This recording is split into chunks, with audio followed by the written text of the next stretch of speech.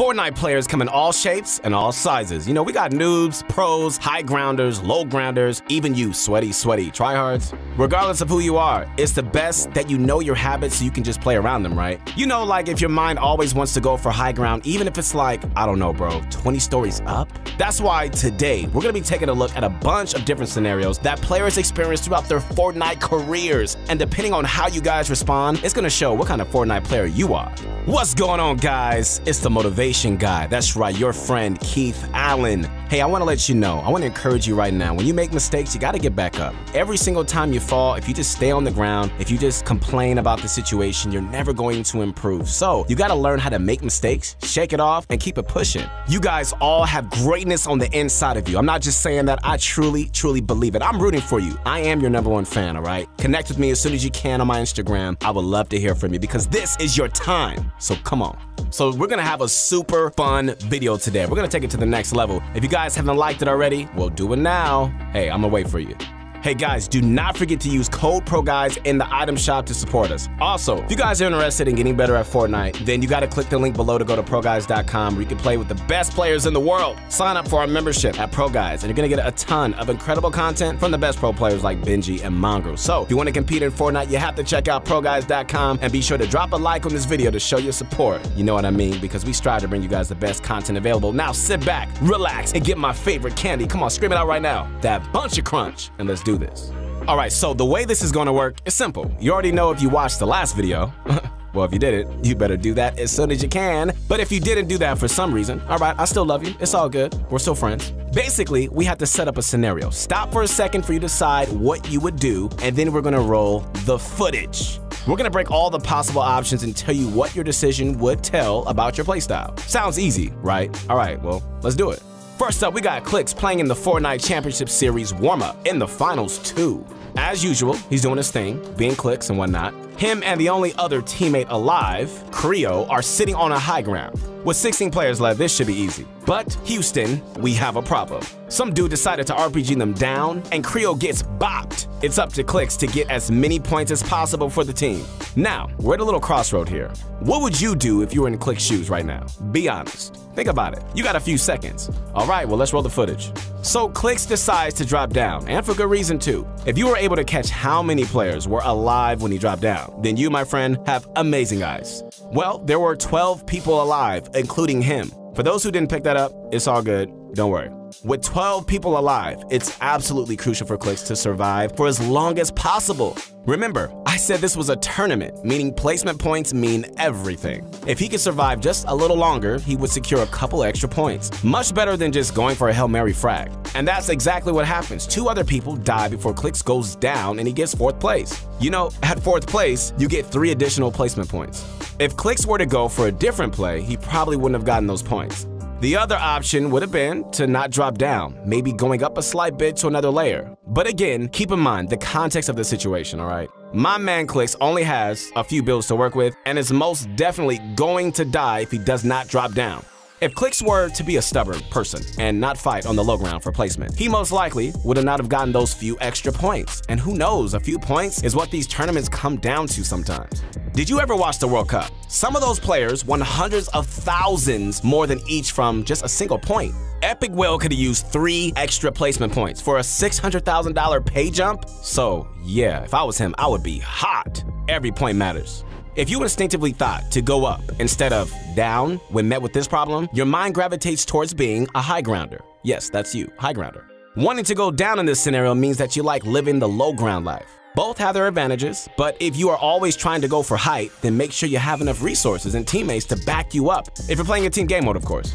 So which were you, a low grounder or a high grounder? All right, well, I guess you know now. Okay, cool. So let's move on into our next scenario.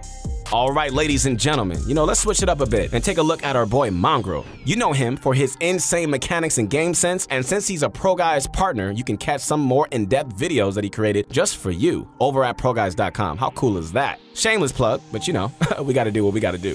He's playing in a community squad tournament here, starting first moving zone and realizing that he's under the storm surge threshold. He gets some big shots in a random rotator, down to a maximum of 40 HP. Alright, so here's the question, guys. Would you chase after that guy for the kill, knowing you'd probably end up getting it or leave him be? I'm gonna give you a second to think about that. Alright, so now chasing after the kill might seem like the right thing to do. You know, he's super weak after all, and given that they were below on Storm Surge, it doesn't seem like a bad, like a bad plan. But the problem is, my friends, let me break it down. When you're playing a large team game mode, it's absolutely crucial that you have strength in numbers moving into the later zones. Mongrel instead decided to forfeit the opportunity of getting that singular kill to stick with his squad for the entirety of the game. If this guy overcommitted on a single player so early into endgame, and let's say he got third-partied or whatever, anything could happen, his other two teammates would have been absolutely over. In squads specifically, you rely on your teammates having materials to back you up and tunnel when you're out. So, being patient and letting a kill just slip from the cracks paid out in big ways for Mongrel. And the squad, playing a man down the entire endgame, got second place and a handful of kills. And he didn't have to put himself in an unnecessary risk at all throughout the endgame. If you find yourself chasing down the easy kills instead of trying to confirm it from the confines of your tunnel, you're probably a very aggressive, in-your-face type of player. This strategy, let me tell you right now, it can backfire when considering you need to play as a team in certain scenarios, especially when you can't afford losing another man. Playing this one like Mongrel means that you're calm, cool, collected, and like to assess the risk versus reward in certain scenarios. You can plan out your strategies in advance and execute them with discipline. Truly a savant in your craft. It's always good to know what player you are because it makes identifying weaknesses a whole lot easier. Alright, so shifting gears a little bit, we've got FaZe Sway, who by the way won 87 wagers in a row against his fans. Oh my goodness. Talk about making bread, right? My goodness. Either way, I found it interesting how Sway played differently compared to his teammates when they were doing 2v2 zone wars. Sway absolutely commits to fighting for height, but it becomes increasingly apparent that he's not going to get it. Oof. He sticks around for a hot minute, alright? Would you guys still fight for high ground at this point, or would you drop down to regroup with your teammate? I'm gonna give you a second to think about it. Alright, so as you can see, big man Sway over here got chopped down and died to fall damage. He was also sitting in zone for a good bit, so I'm sure if committing so much resources and getting so high off the ground was really that solid of a strategy. But then again, he's FaZe Sway, Creative Warrior King. It's funny because his teammate X corresponds to the other side of the players. You can see him drop down and play smart and fight for high ground in a more tactical way. He eventually gets height without fighting for it nearly as much as Sway had to, and clutches out the last round of wagers to get some easy cash. If you thought continuing to fight for height was the best idea possible, then you, my friend, let me tell you right now, you are a certified creative warrior. It would take a true madman like yourself to actually think that fighting for height at that point was still worth it. But hey, more power to you.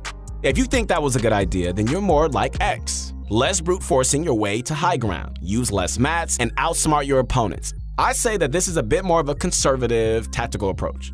Alright, my friends, the last clip comes from Dr. Lupo. He's attempted a pump stomp and gets into an intense build fight. Unfortunately, because Lupo is a content creator, alright, he doesn't practice at the high level and is unprepared to fight against tough situations. He takes a big fall damage and simultaneously gets spammed by a third party. His opponent is relentless, man, and is pressuring his box. Alright, so let's just stop here and decide. What would you do here? And be honest with yourself, alright? Let's roll the footage. So, if you decided on anything other than making a quick edit on pressuring your opponent, you're probably going to end up like Dr. Lupo here and die. It's not going to be pretty, guys, I'm just saying. But in a game where a split-second decision means life or death, it is what it is. I mean, if you obviously have an HP disadvantage compared to your opponent, you're going to have to make a move. You simply just can't rely on just out-aiming your opponent to get out of this situation. Even if your aim is godly, I don't even care if he's a bot, you still have to hit multiple times as many shots as he has to. And if he gets one lucky shot on you, guess what? You're dead. You gotta catch him off guard instead, and you gotta put the fight in your control. If you decided on making a quick edit the moment that someone pressured Lupo's box, then I have to say, bravo, bravo. You, sir, are a real pro.